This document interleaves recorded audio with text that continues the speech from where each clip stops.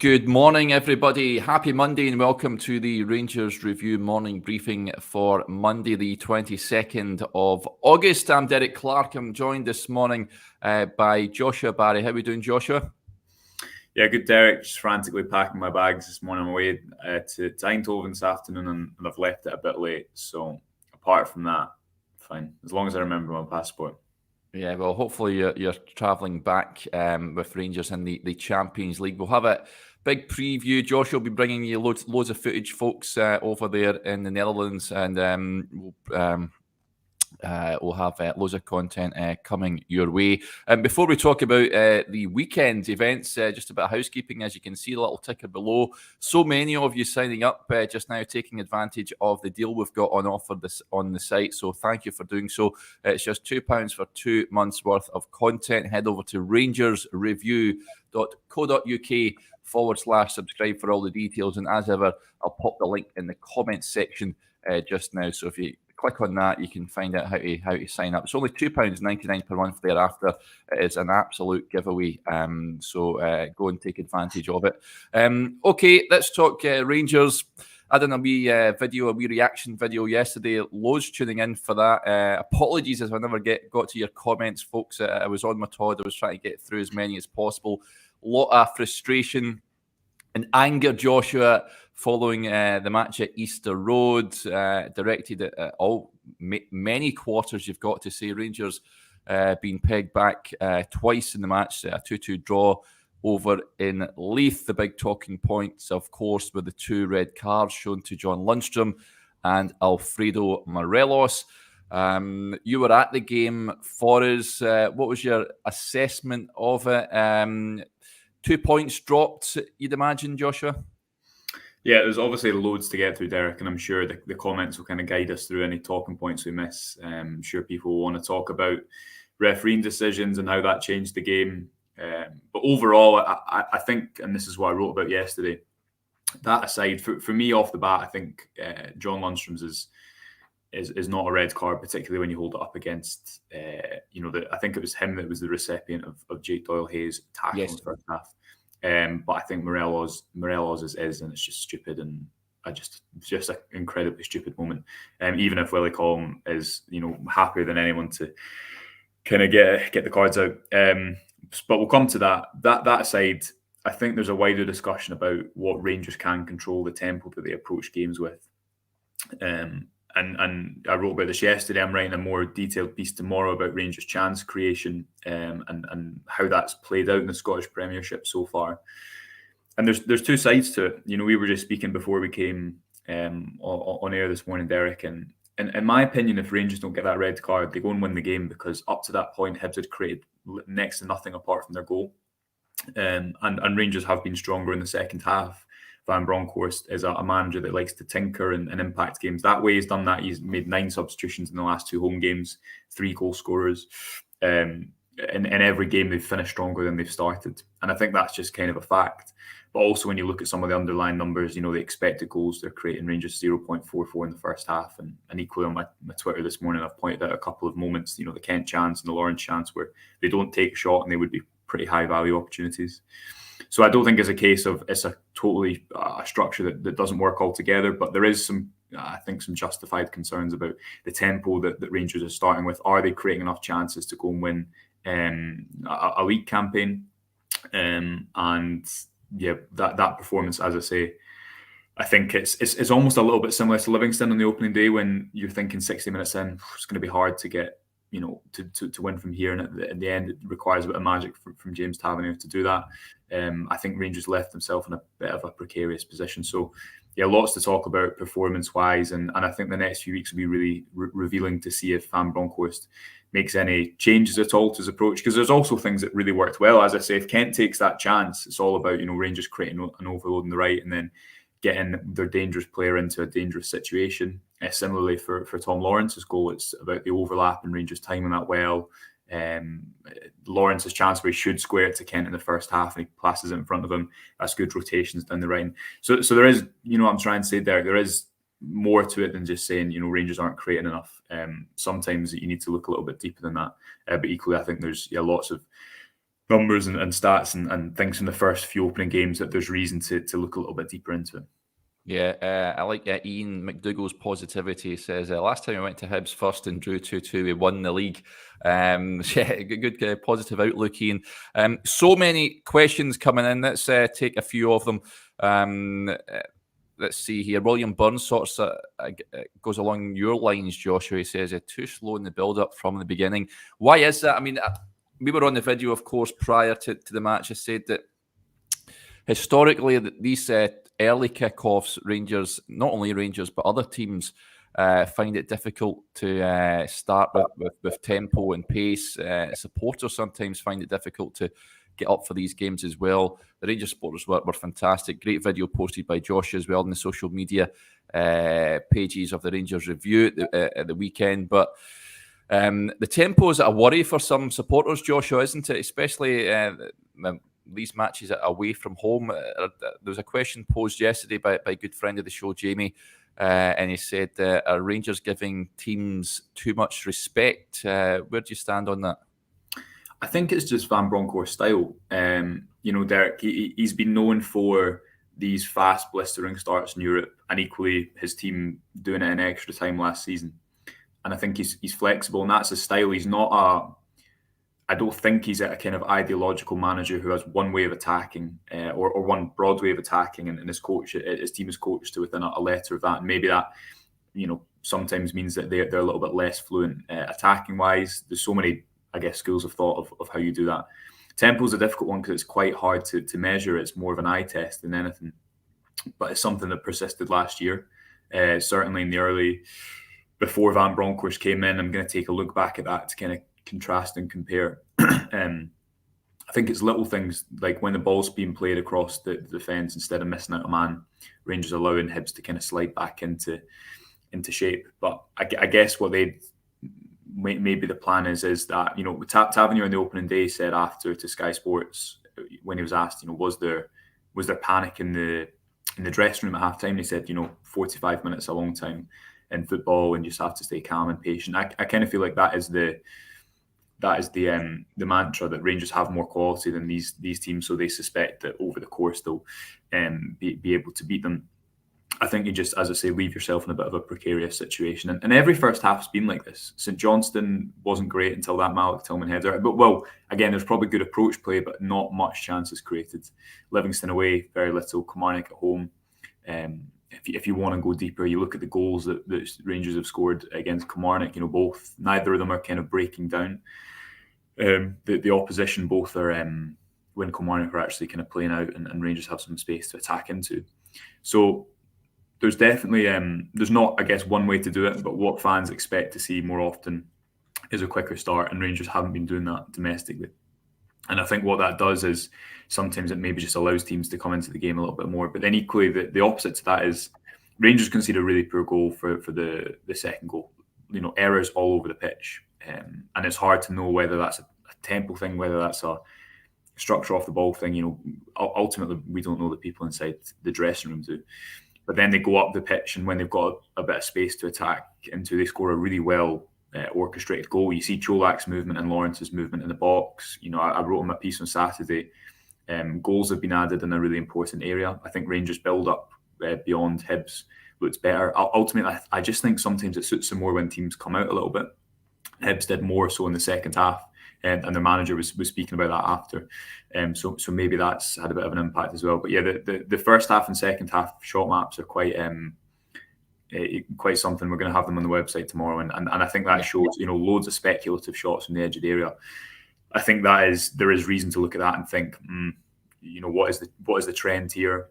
Why is this happening? And it'll be interesting to see if when Ross County come to Ibrox on Saturday, if there's a difference in approach. But as I say, if Rangers don't have that red card, they probably go and win the game. And although there's maybe a conversation about tempo, it's probably again, look, here's Rangers growing stronger into a game and much better second half. Maybe it's just a stylistic thing. It's hard to know. Yeah, well, let's talk about those decisions. I think we're both in agreement, Joshua. I think the Morelos one is stupid. You can't do that in the modern game, I'm afraid. So we'll take that one as read, pardon the pun. However, the Lundstrom, you were there watching it in real time. When the tackle is made, and Colm reaches into his pocket. You must have been thinking that's a clear yellow. When you seen the red, what was the reaction? I think everyone, I think Lundstram as well, because he kind of turns away, and it is the obligatory football yellow card, isn't it? When you tactical foul. Yeah, listen. See, before you go on here, if I hate tackles like that, they boil my blood. The old taking one for the team. It's good if it's someone on your team, but it's in the rules until it's deemed a red card. Then it's a yellow all day long. Yeah. It's an interesting thing, the tactical foul, because obviously, like Guardiola's City use it, and that in the documentary that they did a few years ago, he was always basically telling teams just bring them down, and I don't think again when you're watching a game, it can be really frustrating when that happens, but it is a yellow card, I think, unless Johnny did a good piece on the website explaining it.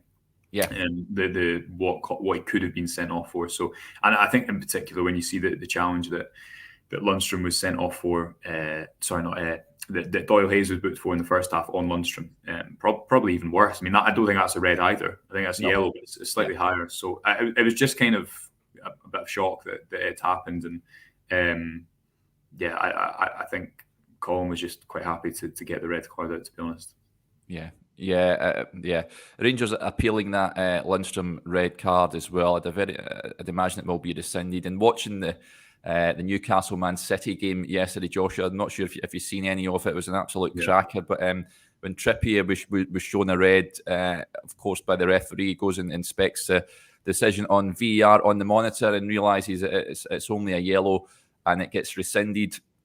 And you're not telling me Lundstram's was worse than that. So the sooner VAR can come into the game, the better, isn't it? You fully in agreement with that? Although I know some comments yesterday were still reliant on humans making the decision. And would you be confident that Willie Collum would have it in him to go and check the monitor and rescind his decision? That's a big talking point. Yeah, no, I think obviously there's a much wider conversation about full-time referees and stuff in Scotland, which is for another day. But no, VAR, I think as soon as possible, you absolutely need to get it in, because you just need right decisions in the game. I definitely don't think. I think sometimes refs. I can't remember who was speaking about this last season, but one of the referees was saying without VAR, you could be in a stadium, for example, on Saturday. All the media have Sky Sports up on their laptop watching the replay. Managers will have their iPads in the dugouts. Supporters will have the replays on their phone, and the referee ends up being the only person that's not seen the replay within a few minutes. So it's quite a ridiculous situation. Yeah, it's a farce. And I'm writing a piece today, folks, on the state of officiating in this country, and the need for not only full-time officials, but also VAR as soon as possible. That'll be on the website a little later on, so keep your eyes peeled for that. So many other questions coming in here, Joshua. Now, a lot of negativity surrounding Connor Goldson. We Are the People gets in touch. Goldson has been rotten for a few games now. I touched on this a little bit yesterday. I'm sure he'll hold his hand up himself. He's an honest big lad, and he'll say he hasn't been at his best. What have you made out of Goldson recently? I think James Sands, is one player, especially Saturday, that came out. He was brilliant, head held high. But Goldson, on the other hand, not quite firing on all cylinders at the moment. Yeah, with James Sands, I thought James Sands was brilliant. Rangers' best player. When you seen him step out with the ball in the second half, use the ball well, always duels on the ground, know when to engage and when not. There's one in the first half where Boyle gets slid in behind, and Sands just kind of, his movement marshals out of play, and that doesn't get recorded as anything. But anyone watching that game will see how clever that defending is. I thought he won his aerial duels well, so I thought he was brilliant, Derek, and just didn't tweet that out, because otherwise I'm going to be tweeting out James Sands is brilliant every 20 seconds. Starting up a James Sands RSC, but Goldson, the shot. I got some people tweeting me about the shot. Good friend of the show, a couple of good friends of the show whose name escaped now, DM me about that. And I don't know if Goldson is trying to give his goalkeeper a clear view, or if he's just ducking out of the way. I don't know what's happening there, because obviously there was I don't know if anyone else seen this last year, but there was quite an article that went quite big, and it was about Liverpool. You'll see Liverpool do it a lot. They'll try and get out of the way of these long shots because they presume that it's better that their goalkeeper has a clear angle or view to try and prevent it. I understand that will not be a popular opinion with everyone, but I'll maybe retweet that or something today if people want to read it, because it's interesting. But as I said, I'm not saying that Goldson was doing that. It looked like the shot was deflected, and he probably ducked maybe out of the way. How did he do overall? Well, he was playing on a yellow card for a lot of the game, which I thought was quite a harsh yellow from watching it back yesterday. Watching back the game yesterday. And with the yellow card, I thought he did okay. Kind of Sands looked like the more comfortable defender on the day. I'd say that. I think. I was watching back the game last night, Derek, and always like to do that, because I think when you'll know yourself when you're at the game and when you're working on it, sometimes you can just miss wee things.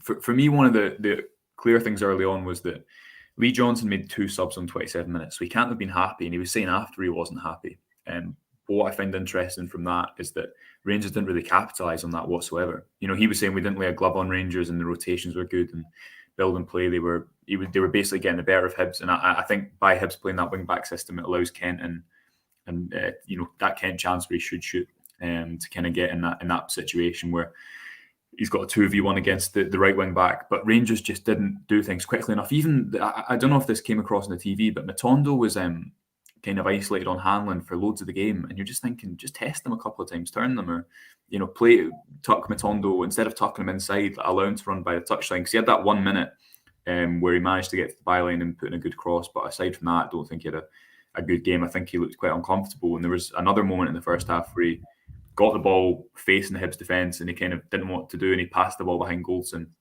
and it just didn't look very cohesive or as if whether it was a confidence thing, I don't know. And then other things you see, Kent and Gio were disagreeing after Kent goes and takes a shot instead of going 1v1. I think there's quite a few moments like that, like when Kent gets in the box and should shoot, like when Lawrence is in the box and should play across, where Rangers do create good moments, but the execution wasn't good. And whether that's a tempo thing, whether that's a confidence thing, whether that's just happens sometimes in football and it's a case of Rangers have been playing European qualifiers and new signings and it's still gelling. There's so many options as to why that could be.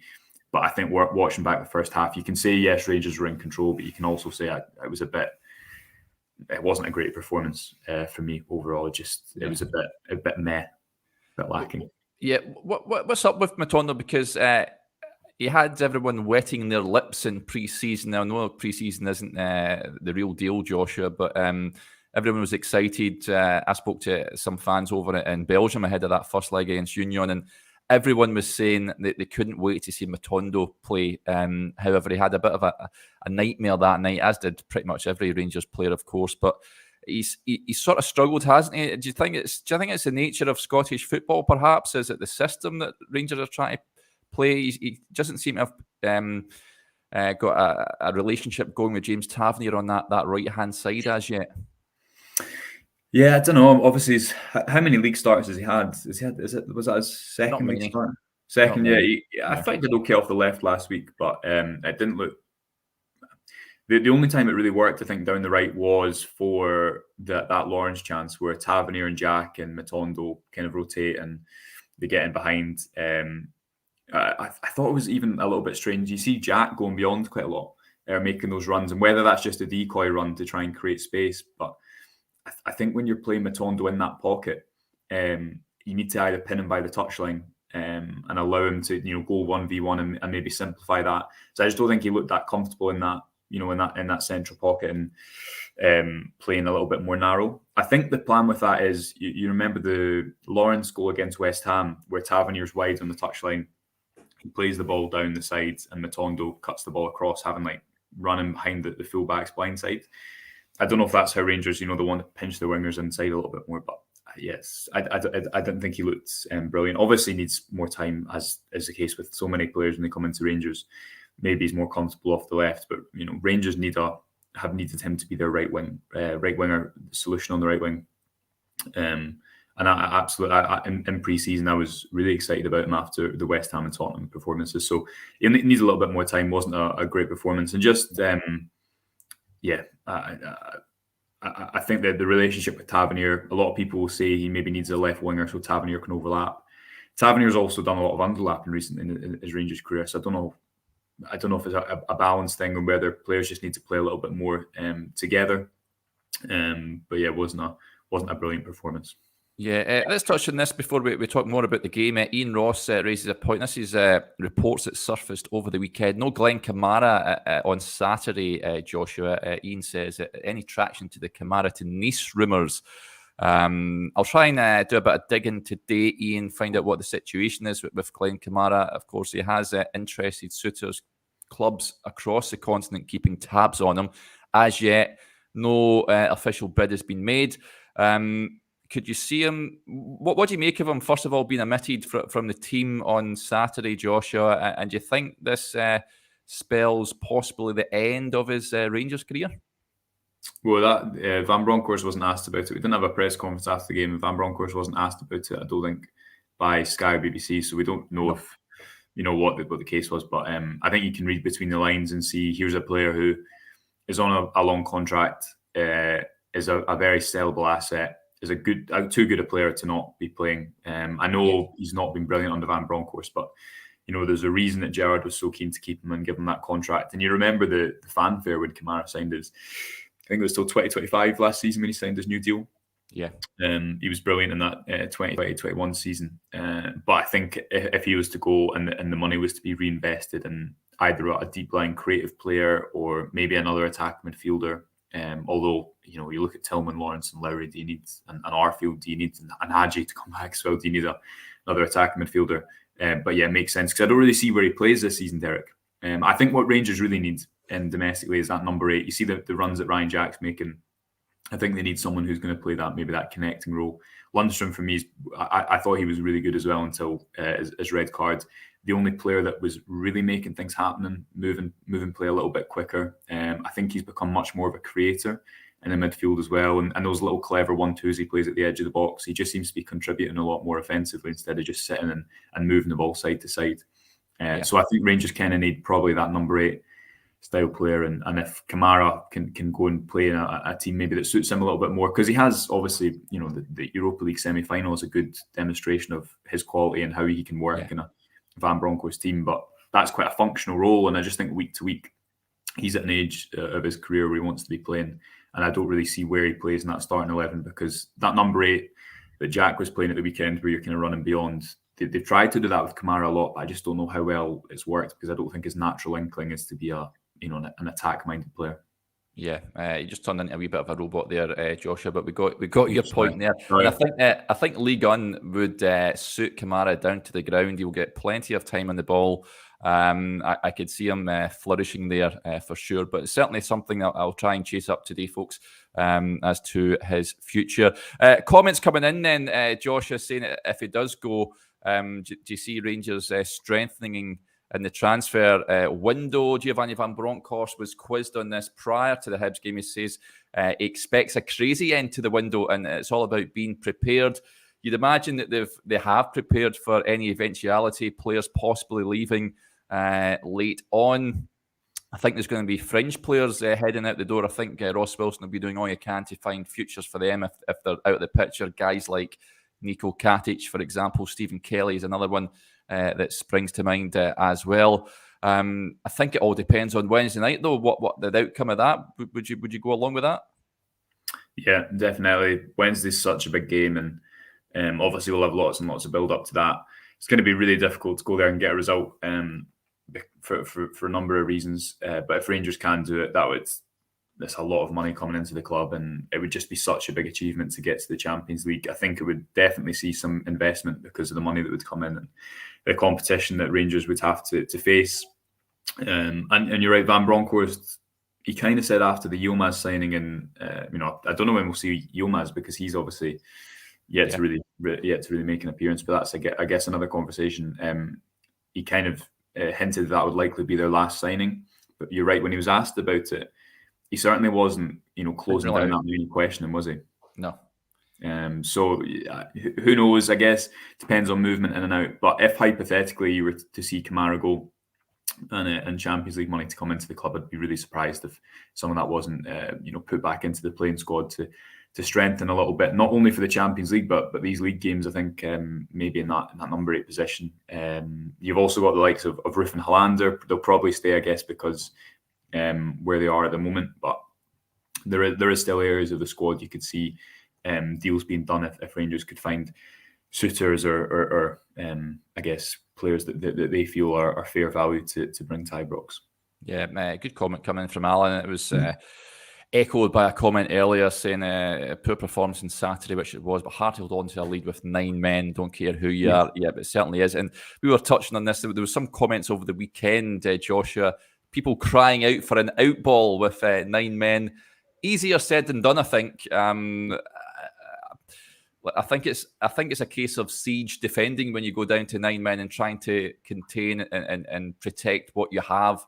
Having an out ball sounds great, but when you've got 2 less players in the opposition, it makes it altogether entirely difficult to do so. Yeah, and the opposition aren't really worrying about conceding another goal; they're just going for broke. So yeah, it's good.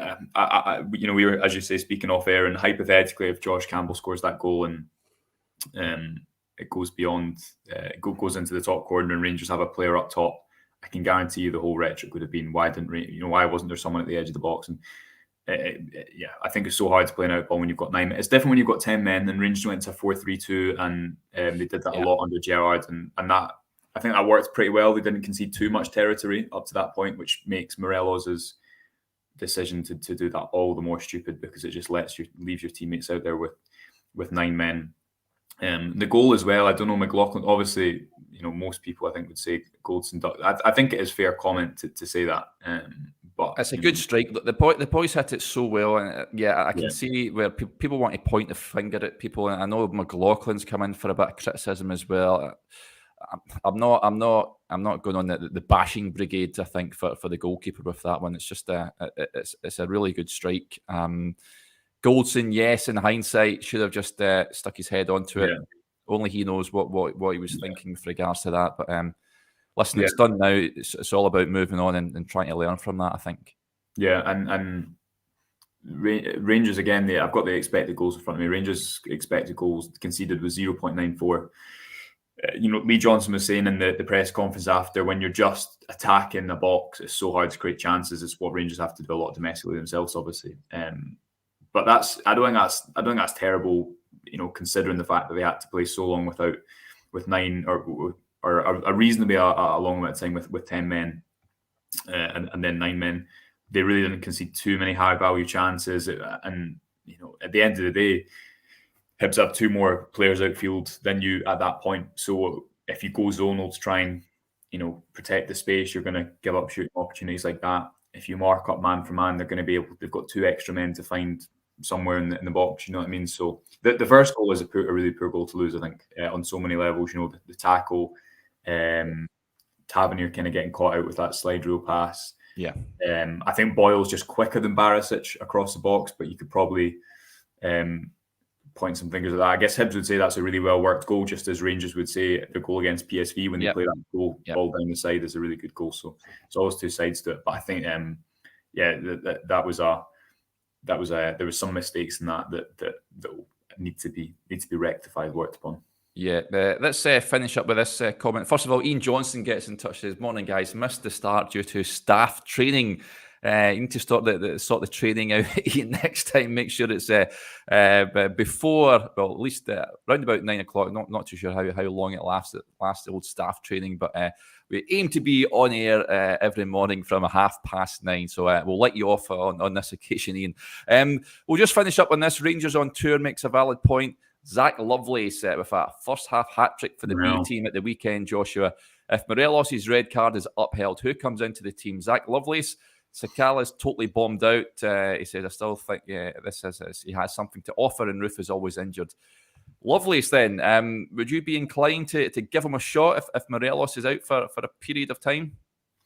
Yeah, I mean, 16 is very young, isn't it? But if you're good enough, I guess. He played Championship football last year with Millwall. I've watched him a little bit in the B team, and the level, it was actually against East Kilbride. He scored after genuinely, I think it was 25 seconds. And the thing is, Derek, he's got the physicality. You look at the penalty he won against, I think it was Queen's Park in the bounce game as well. And I think we were speaking about that at the time and saying the way he won that penalty was intelligent. He got his body in front. He's quite stocky. He's quite strong. So I think he would be able to handle it. And he's obviously been brought here because there's a pathway to the first team. And I don't know how long that's anticipated to be. But yeah, 16-year-olds have done it before. I wouldn't be surprised if he was on the bench at some point. Yeah, I want to see him in the team. I'm completely on the Zak Lovelace train there, Joshua. But I think he's going to be a big player for Rangers, and I wouldn't be surprised, like you say, if he makes it the match day squad. Perhaps even against Ross County. Yeah, it's probably worth noting as well that Tillman can probably play that striker role and did so at Bayern Munich. So I guess he's maybe considered as a bit of an emergency option up there as well. But I think Cholak's looked much better at home than he has away from home so far. So I think Ross County is the type of game that would suit him. But yeah, I don't think, based on the physicality Lovelace has, the fact he's played men's football already, even though he is 16, I think if there is a need for him to move up, you wouldn't be too surprised if you see him on the bench at some point. Yeah. Okie dokie, folks, that'll do us there. Josh is now going to head off to Glasgow Airport on his flight to Eindhoven. If any of you are heading out there for the match on Wednesday, then safe travels. I hope you enjoy your trip. Josh will be bringing us lots of content and footage of Eindhoven and what you can expect if you're heading over there as well. Just a reminder, as ever, we've got that great offer on the website, just £2 for 2 months worth of content. Head over to rangersreview.co.uk/subscribe for all the details. We'll be back again tomorrow morning. But until then, enjoy the rest of your Monday.